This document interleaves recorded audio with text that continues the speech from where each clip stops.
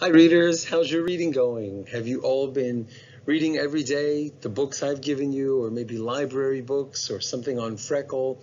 Hopefully you have been. Hopefully you've been using your stop and jots and growing like beanstalks every time you open your books. And I really hope you're reading at least 20 minutes a day. Maybe we can start reading 25 minutes a day.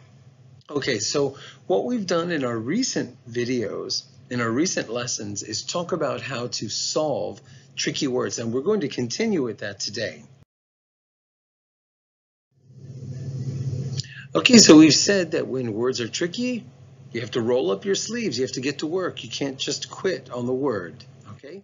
Look through the whole word part by part, look for a word inside a word, check the picture and think, would that make sense? And another thing that we can do is reread and ask, does that sound right? Sometimes we actually have to say it out loud. We need to hear ourselves say something. We can do this with our writing also. And we can use what's happening in the story. That's also very helpful. So let's look at these here. Now it says at the top, what should I do if I find a difficult word?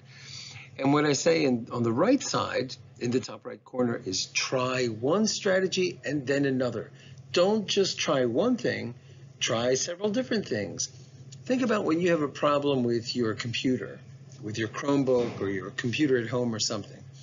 And let's say you can't log in or you can't get to the page you want to. Well, you might try retyping it. You might try refreshing the page. You might try to turn the computer off and turn it on again. No one does just one thing. We try lots of different ways to solve problems. If you get sick and go to the doctor will give you some medicine. If you still don't feel better, mom or dad will call the doctor again, and they might want to recheck you. They might want to give you different medicine. Okay, so we always try more than one way to solve a problem. Now look at the sentence that's here on the board. It says, yesterday I saw uncooked Okay, I'm going to skip that word for a moment. Yesterday I saw uncooked whatever on a plate on the dinner table. I wondered why my mom would make my favorite dish and not cook it.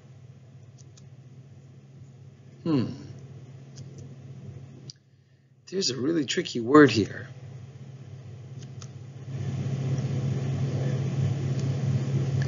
So what's going on here? Okay, well, if I look at the first word and I break it up into smaller parts, I see a word that I know. I know cook. And I know that if I add an ed to the word cook, it becomes cooked, just like look becomes looked. And there are lots of uses for the ed. Well, then I also know that un means not. So now I've got uncooked. Okay, so what did I do there? Well, I looked through the whole word, part by part, right? We broke it up into un, cook, and ed. And I looked for a word inside a word, and I found the word cook. Great. What am I going to do about the other one? Let me see if I can break it up, if I can look through the whole word part by part. La, sag, na. Let me see if I can look for a word inside a word. La, sag, na. No, I don't see a word in there. Let me just try saying it. La, sag, na. Well, if I think about what's going on in the story, the person says that it's on a plate on the dinner table. Okay, that's helpful. On a plate, on the dinner table, so it's probably not a toy. I mean, if it's on the dinner table and it's on a plate, it must be some kind of food. And we know it can be cooked, but right now it's uncooked.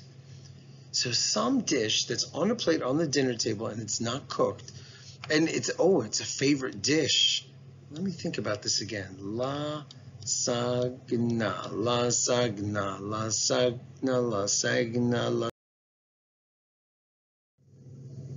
Wait a minute. Could it be lasagna?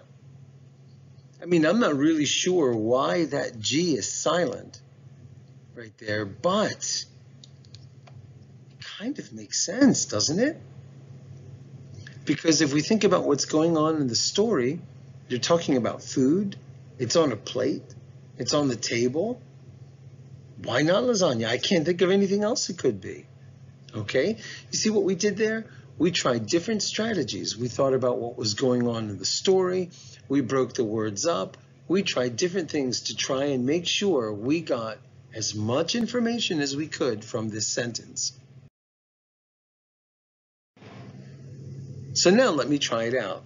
Yesterday, I saw uncooked lasagna on a plate on the dinner table.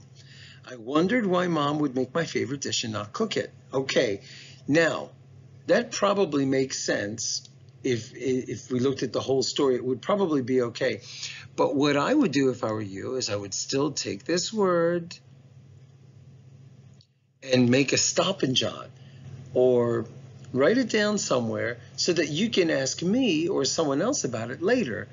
If you are 100% sure that's lasagna, okay, it might still be a good idea to write it down, because don't you want to know why that G is silent? Why isn't it lasagna? So you could get a good question answered out of this, okay? All right, let's move on.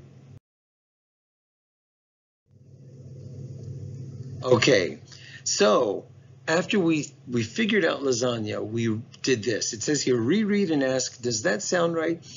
So we reread the sentence. After we solved uncooked and lasagna, we put it all back together. We reread it and we asked ourselves, does that sound right? Yeah, I think so. It makes sense.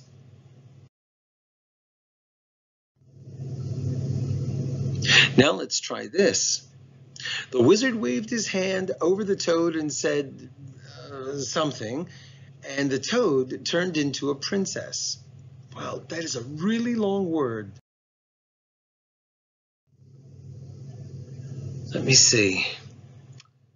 I'm going to look through the whole word part by part. Ab, ra, ka, da, bra. Ab, r, a, ka, da, abra, abracadabra, abracadabra. Now let's just reread and see if that sounds right. The wizard waved his hand over the toad and said, abracadabra, and the toad turned into a princess. That makes perfect sense to me. Okay, that's what you have to do. More than one strategy, because there are lots of books that look easy and they'll have some very difficult words in there. Another strategy that we can use is this. Check the picture and think, what would make sense? Okay, let's try this.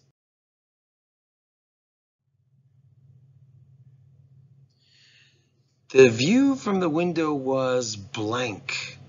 It reminded me of a painting I had seen at a museum.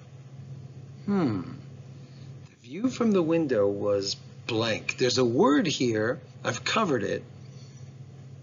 And it's a little difficult to read. What could this be? Maybe it's a word that we actually don't know.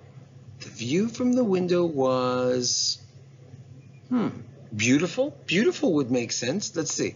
The view from the window was beautiful. It reminded me of a painting I'd seen at a museum. Oh, that works. How about another one? The view from the window was smelly. It reminded, no, wait a minute. A view isn't smelly. That doesn't work. The view from the window was, the view from the window was amazing. It reminded me of a painting I'd seen at a museum. Oh, that works too. All right, now let's look at the word. The view from the window was picturesque. That's probably a new word. It reminded me of a painting I had seen at a museum. Picturesque. Oh, that's kind of hard to read. But if we look carefully, what do we see? I see the word picture in there. Do you think picturesque might mean pretty as a picture? Look at this open window. What do you see? Do you see white sand, aquamarine water? Yeah, that is kind of pretty as a picture. So maybe that's what picturesque means. Okay, so when we're trying to figure out a word, we have to think about what makes sense and look for a word inside of a word and try all of these strategies. We don't just want to skip it and move on.